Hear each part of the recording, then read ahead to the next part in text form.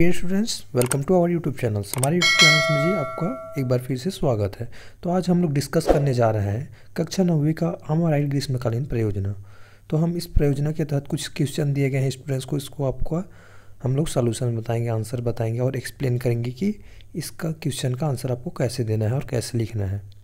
तो मैं स्टूडेंट्स लोग को बता दूँ कि जो आप अभी प्रोजेक्ट बना रहे हो अमाराइट ग्रीष्मकालीन प्रोजेक्ट, इसको आपको स्कूल में जाकर सबमिट करना है और ये आपका नंबर में जुड़ेगा आने वाले टाइम में। ओके जी, तो हम लोग चलो स्टार्ट करते हैं पहले क्वेश्चन की ओर। पहला क्वेश्चन है हमारा, वैज्ञानिक के नाम एवं प्रमुख खोज लिखिए, न्यूनतम 10। तो हम आपको दिखाते हैं कुछ वैज्ञानिक के नाम और उसके प्रमुख खोज क्या है और उसके उपयोग क्या है। ओके, तो पहला नंबर पर है डॉक्टर APJ अब्दुल कलाम जी।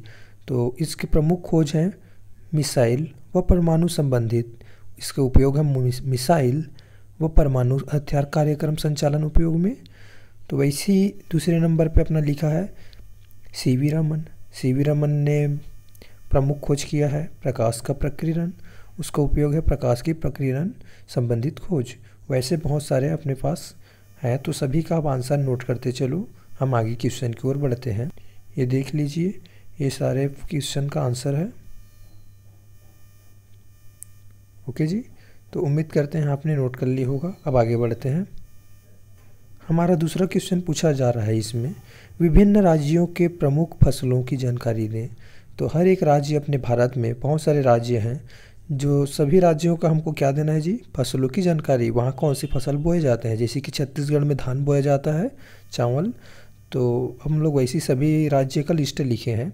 तो पहला आपको लिखना रहेगा क्रमांक करके, क्रमांक में 1 2 3 4 करके डालोगे और राज्य का नाम में, सॉरी यहाँ पास राज्य हो गया है, वहाँ पास राज्य का नाम डालना पड़ेगा आपको, उसके बाद फसल का नाम डालना पड़ेगा।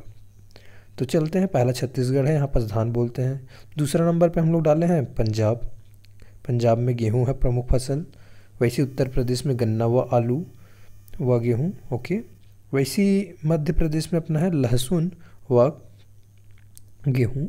तो बाकी सभी राज्यों का हम लोग लिखे हैं, आप देख सकते हो, हम आपको दिखा देते हैं जी, आप सभी को नोट कर लो। ओके, तो तेलंगाना तक हम लोग लिख दिए हैं, तेलंगाना में धान भी बोया जाता है। ओके, प्रमुख फसल। तो ये सब हो गया अपना सेकंड क्वेश्चन का आंसर। अब चलते हैं हम लोग नेक्स्ट क्वेश्चन की ओर। हमारा तीसरा क्वेश्चन क्या बोलता है, इसको आपको बताते हैं। अपने गाँव शहर में महिला स्व सहायता समूह द्वारा क्या कार्य किए जाते हैं। तो आपको बताना रहेगा, जो महिला समूह बना है सभी के गांव में, उनकी जानकारी देना है आपको, वो लोग क्या काम करते हैं। तो हम लोग कुछ लिस्ट बनाए हैं, आपको शो कर देते हैं। क्रमांक 1 2 3 4 करके आपको डालना रहेगा।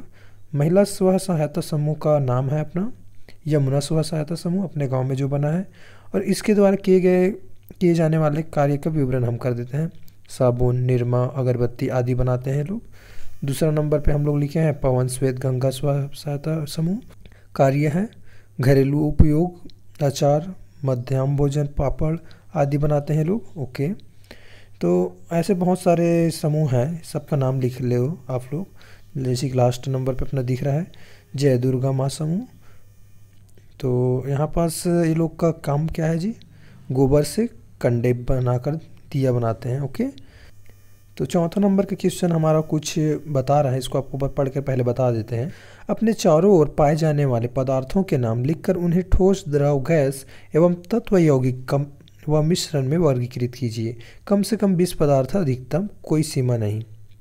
तो आपको मतलब यहाँ पर ये चीज़ बोला गया है कि अपने चारों तरफ, अपने आसपास में जो भी पदार्थ पाए जाते हैं उनका नाम लिखना है आपको, और उसके बाद उस पदार्थ का कौन सा मतलब अवस्था में पाया जाता है, जैसे कि वो सॉलिड है, ठोस है, कि लिक्विड है, द्रव है, कि गैस है, तो आपको बताना रहेगा। और उस कौन सा तत्व से या फिर यौगिक का मिश्रण है, उसको बताना रहेगा, उसका रासायनिक नाम। तो आगे बढ़ते हैं इसको बताते हुए। जैसे कि पहला नंबर पे लोहा, लोहा क्या रहता है, ठोस रहता है, और क्या है वो तत्व है। दूसरे नंबर पे सोना, सोना क्या है, ठोस रहता है, तत्व। वैसे ही बाकी सभी लिखा गया है। जैसे कि जब 5वें नंबर पे है वायु, गैस है, मिश्रण। मिट्टी, तेल, द्रव है, मिश्रण है ये। तो और बहुत सारे लिस्ट है, आप सभी को नोट करते चलो, हम आगे बढ़ा देते हैं। ओके जी, जैसे कि यहाँ पास सबसे लास्ट में दिख रहा है, यहाँ पास नींबू रस, द्रव है ये, और ये मिश्रण है। ओके, और कुछ आंसर्स दिखाते हैं आपको, 20 आंसर हम आपको पूरा कंप्लीट दिखा देते हैं। जैसे कि सबसे लास्ट में दिख रहा है पत्थर, ठोस, ठोस है ये, और इस क्या चीज़ है, मिश्रण है। ओके, तो अब चलते हैं छठवें क्वेश्चन की ओर। छठवें क्वेश्चन हमें क्या बता रहा है, इसको आपको बताते हैं। तो यहाँ पर छठवें क्वेश्चन में बताया जा रहा है, अपने घर आंगन परछी प्रत्येक कमरे का क्षेत्रफल ज्ञात करो। तो यहाँ पास आपको कुछ क्रमांक दिखाते हैं जी। यहाँ पास आपको बोला जा रहा है कि अपने घर का या फिर आंगन का, बाहर का या फिर परछी का, तो इसको आपको नापना है। उसके बाद इसका साइज लिखना है, कितने साइज का है, तो सबको नाप कर लिखते चलो। तो अब चलते हैं इसका आंसर पे। क्रमांक फर्स्ट सेकंड थर्ड करके लिख सकते हो आप। हम लोग लिखे हैं जैसे परछी, आंगन या फिर कमरे, इसमें से लिख दें पहला परछी। परछी मीन्स होता है, इंग्लिश में हम उसको हाल बोलते हैं। तो इसका लंबाई मीटर में हम लोग लिखे हैं जी 30 मीटर, चौड़ाई लिखे हैं हम लोग मीटर में 8 मीटर, क्षेत्रफल वर्ग किलोमीटर में लिखे हैं हम लोग इसको, तो ये है 240। ओके, अब वैसी डाइनिंग हॉल को हम लोग जब मेज़र किए तो पता चला इसकी लंबाई है 30 मीटर, चौड़ाई है 6 मीटर, क्षेत्रफल है 180 मीटर। तो वैसे बाकी सभी जगह का लिखे हैं, जैसे किचन का, बेडरूम का, बालकनी का, तो आप भी ऐसे सभी का नाप के लिख सकते हो। सर अब चलते हैं 7वें क्वेश्चन की ओर। 7वें नंबर का क्वेश्चन हमें क्या बता रहा है, इसको आपको पढ़ कर बताते हैं जी। किसी 10 बीमारियों की जानकारी देवे। तो यहाँ पास बोला जा रहा है 10 बीमारी के बारे में बताओ ऐसे करके। तो हम अपना आंसर दिखाते हैं आपको। तो आपको पहले क्रमांक करके लिखना पड़ेगा, 1 से लेकर 10 तक। बीमारी का नाम लिखना पड़ेगा, उसके बाद उसका लक्षण बताना रहेगा, फिर नेक्स्ट कॉलम में आपको बताना रहेगा बचाव का उपयोग, फिर लास्ट कॉलम में लिखना रहेगा प्राथमिक उपचार, इससे बचा कैसे जाता है इसको। तो अब पहला नंबर पे जैसे पेचिश लिखे हैं, इसका लक्षण है बार बार दस्त होना, और इसका बचाव उपयोग क्या है, साफ पानी का उपयोग करें, रोगी के संपर्क में ना आए हुए। ओके, तो प्राथमिक उपचार इसका है ORS घोल का सेवन करें या डॉक्टर द्वारा प्राप्त दवाई का सेवन करें। अब चलते हैं दूसरे क्वेश्चन। ओके, अब इसी में दूसरा बीमारी है अपना कोरोना। तो कोरोना के बारे में डिटेल लिख दें यहाँ पास, बुखार, सर्दी, खांसी, सांस लेने में तकलीफ, ये हो गया इसका लक्षण।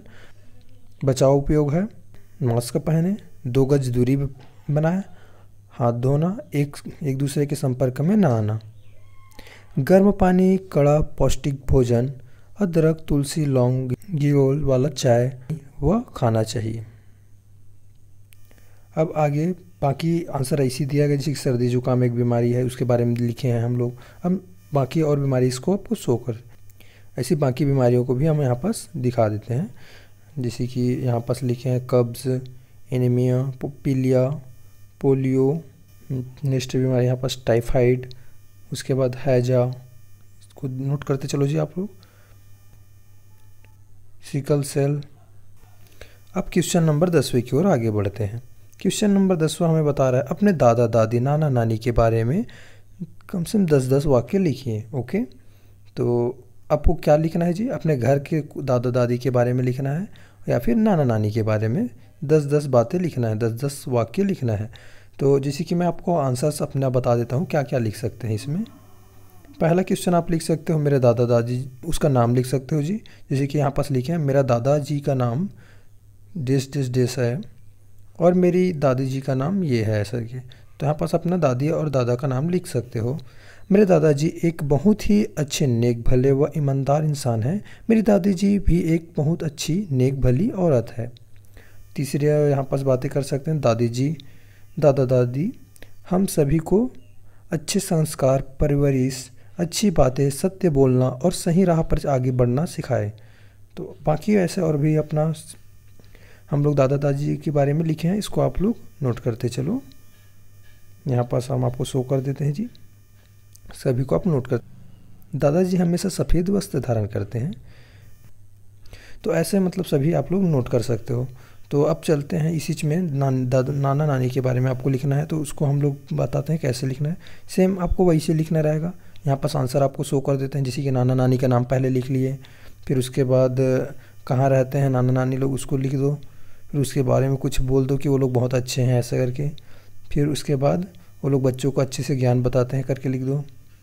फिर जब हम लोग उनके गांव जाते हैं तो हमको बहुत आदर और सम्मान मिलता है ये भी बता दो, और सबका भला सोचते हैं, फिर सबसे प्यार करते हैं और बहुत प्यारे हैं।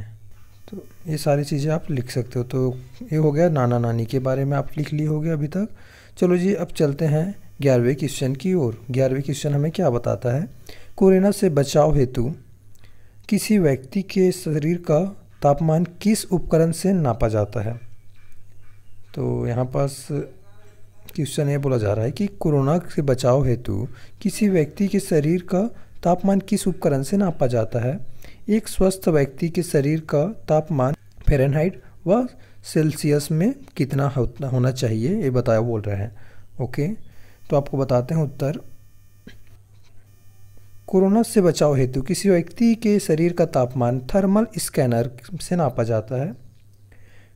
सेंटीग्रेड में स्वस्थ का तापमान 36.6 सेल्सियस में स्वस्थ शरीर का तापमान लगभग 97.9 फ़ारेनहाइट होती है।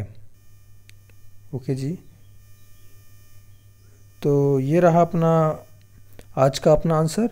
हम आने वाले टाइम में इसका पार्ट 2 लेकर आएंगे। पार्ट 2 में आपको बाकी क्वेश्चन का आंसर फिर से देंगे। तो आप बताओ कि हमारा काम आपको कैसा लगा, आप कमेंट्स करके ज़रूर बताएं, और कौन से क्लास की आपको और चाहिए ये भी ज़रूर बताएं। Thank you ji.